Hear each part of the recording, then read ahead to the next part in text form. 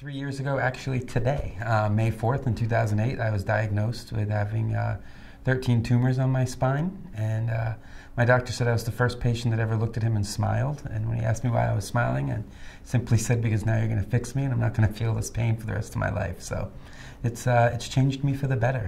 Ever since then, my perspective, my outlook, everything I do sees the positive side. And it's been a good journey so far. The quick little backstory is I spent a lot of time on the national cycling team and then testing downhill bikes. So I'd broken 25 bones in my body. I work in the hotel or hospitality industry. I'd moved to New York to help reopen the plaza. So with my job and getting older, I was 41 at the time, and with all my injuries, and I'd broken my back twice, I was just self-diagnosing, thinking that this was just back pains, broken bones creeping into me. And so when I finally went to the doctor, I assumed it was going to be something with my discs. They did the MRIs and the x-rays, and when I went back 2 days later, the doctor actually came in and sat down next to me, and his eyes were watering. I mean, he was almost tearing up because he couldn't believe it. And he finally put the little slides up in the light box and started showing me from my neck all the way down to next to my kidney spots that ranged from golf ball size to grapefruit size that ended up being the 13 tumors. And he said, "What are you doing for the pain?" And I said, "I'm taking 30 to 40 Advil a day." And he said, "Is it helping?" And I said, "No." And so from there, I was put into the hospital that night for pain management, and I spent the next 12 days in the hospital with IVs and tests and prods and biopsies, and then started chemo, I believe, 3 weeks after that. So it was a quick process. The way I felt when I found out the news was kind of a relief, because I really, at 41, I was in fear that I was going to wake up every morning and go through every day with this excruciating pain I had in my back. So the thought of being cured, every time I'd gone into a hospital in my life, it was usually for an extreme situation. Something was broken or some sort of catastrophic failure in my body. So I thought, okay, this is what these doctors are here for. And my outlook was that it was going to be better. It couldn't be worse. My doctors were supportive. The nurses were supportive. My community, my girlfriend at the time, was absolutely an angel. And so I kept knowing that, I think where it really sunk in was my first day at chemo, just looking around the chemo suite and seeing elderly people, and then seeing people that were like 8 and 9 years old. And I thought, you know what?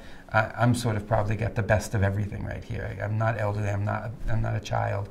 So, that's how I took it, and I just embraced it and did what I had to do. The process of treatment was kind of scary. I didn't know what to expect. I went into it with a positive attitude of, how much worse could it be? I mean, the pain I was going through, especially with the larger one, was attached to my kidney, so it was really messing up a lot of just normal bodily functions even. So it started out, I was pretty optimistic, and it just got worse. I was almost 6 months of treatment, and I was Monday, Tuesday, Wednesday, every single week, 2 hours Monday, 2 hours Tuesday, and 5 hours Wednesday. So it was my life. It was no going to work on the good days. There were no good days. So it was bad, and luckily I've forgotten it. I mean, when I do things like this, I kind of start to remember. But I spent most of my time on the bathroom floor. I had to take the train to chemo. I didn't have money for cabs, and I have definitely vomited and thrown up on every train platform on the F line between Roosevelt Island and Union Square. So it was the treatment was scary. My source was external. I weighed 130 pounds. I was bald. I didn't want anyone to see me. I didn't want friends there. So to be able to do it digitally, to be able to have a smiling avatar, and to be able to put positive words out there helped me feel better. And when that positive reinforcement came back, it helped me deal with it day to day. So that was important. Finding information was fairly easy. I don't think I wanted to know. It seemed like every time I asked my doctor what something was doing, it made it sink in a little more, where the less I knew at the time. As I started to end my treatments, and after my treatments were completed, is when I started to look more into it. And then in hindsight, if I had more information going through the treatments, I may have even asked for alternatives. I mean, the treatments were aggressive because the cancer was aggressive, but it would have been nice to, I think, have a community that wasn't just medically based and wasn't a support group where people were going. And in my opinion at the time, a support group or these meetings were for people that were having a tough time or would be real sorrowful and sad, and a lot of pity and empathy. And I didn't want to surround myself with that. I just wanted to kind of stay on the high of fighting through it. So I didn't research much into anything.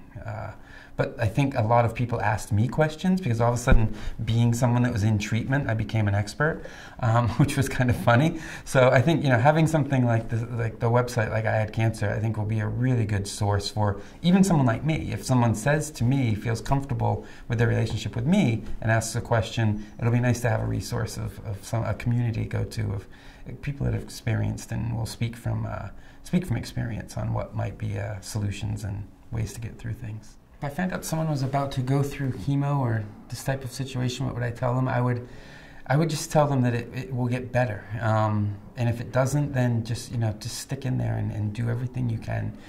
I consider myself lucky. I think everybody fights cancer. You hear people say, oh, they fought, and people tell me that. You fought, you were great, you were strong.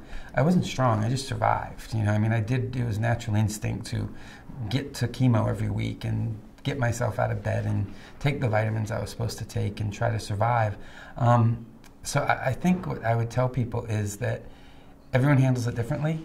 Don't expect to feel good, expect the worst, and anything above as bad as you can imagine is a bonus. So without being negative or pessimistic to people, I would be very realistic, because it's not a fun experience. It is hard, and you have to face it as it's going to be hard, and not think that it's going to be easy, because you're in for a fight, as anyone who's gone through it or knows a supporter of it sees firsthand.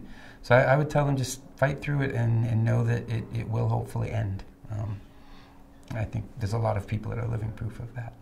It's surviving cancer, like I think we'd said before, it's the best club you never asked to be in, but once you are, it is a second chance. And it sounds cliche, but today is a great example, and this is sort of my anecdote to it, is the perspective it lets you have on life. Is when everyone was complaining this morning about the rain and how miserable it was, I refuse to use an umbrella. I just don't want one. I like the rain hitting me. It's like, to me, that's alive. It's water. You get wet. It doesn't harm you. It doesn't hurt. There were days sitting through chemo when I used to think what I would give to be able to walk down the street in the rain or in the snow or in the heat. It's like all those things are so minimal compared to what some people are going through on a daily basis. So, today I feel great. It's my 3-year anniversary of being diagnosed. My mother had breast cancer. She's doing fine. My daughter turns 18 in 2 days and is doing great. So, I've got everything I could ask for. And so I'm honored to be a part of this and hopefully be able to touch people moving forward and be a positive light for people.